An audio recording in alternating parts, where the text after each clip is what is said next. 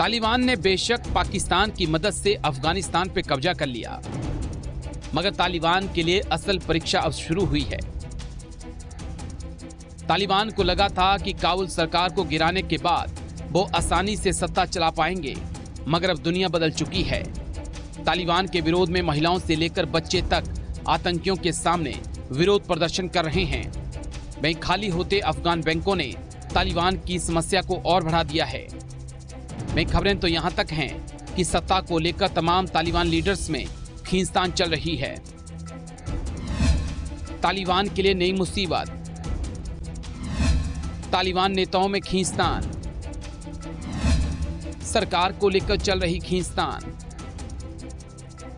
दरअसल तालिबान के लिए अफगानिस्तान में सबसे बड़ा सिरदर्द देश में शांति स्थापित करना है।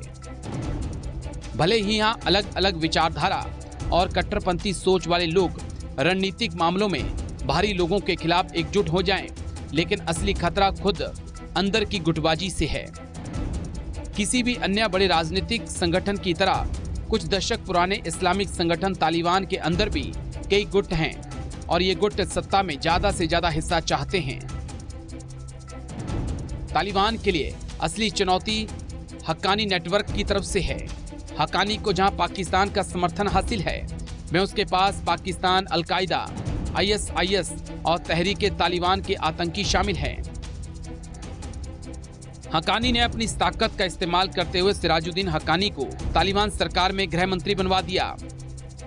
हक्कानी परिवार का मुखिया सिराजुद्दीन हक्कानी अमेरिका की आतंकियों की लिस्ट में है और उस पर $10 मिलियन का इनाम है। लेकिन तालिबान के लिए सबसे बड़ी परेशानी हक्कानी ही है। हक्कानी के सरकार में रहते हुए तालिबान के पश्चिमी देशों से संबंध ठीक नहीं हो सकते। जैसा कि हाल ही में अमेरिका ने अफगानिस्तान की संपत्ति और विदेशी मुद्रा भंडार फ्रीज करके दिखाया है।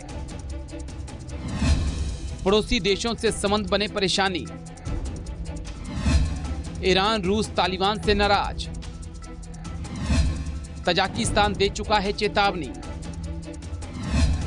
हजारा ताजिक लोगों की अनदेखी। तालिबान के ये आतंकी कई देशों के लिए खतरा बने हुए हैं। पश्चिमी अफगानिस्तान के तालिबानी ग्रुप और कुछ बाहरी लोगों को सरकार में जगह नहीं दी गई है। इन लोगों के ईरान के रिवोल्यूशनरी गार्ड के साथ अच्छे संबंध हैं।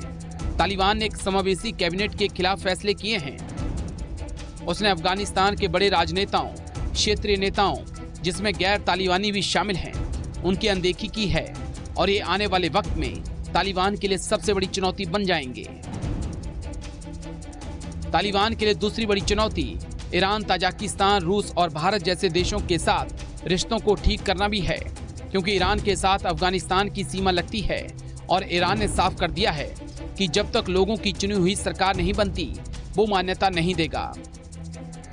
वहीं ईरान इस बात से भी चिंतित है कि तालिबान राज में पाकिस्तान की भूमिका कुछ ज्यादा ही बढ़ गई है। वहीं दोनों के बीच शिया और सुन्नी का मसला भी है।